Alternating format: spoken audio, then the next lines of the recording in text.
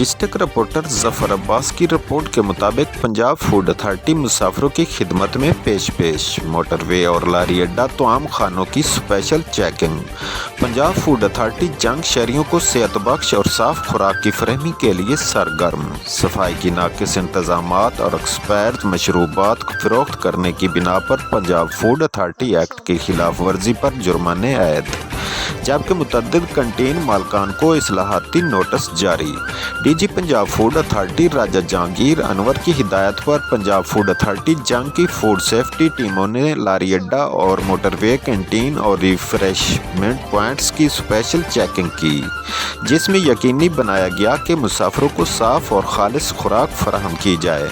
کارروائیوں کے دوران تقریباً 1.5 لیٹر زائد المیعاد مشروبات کو موقع پر تلف کر دیا گیا۔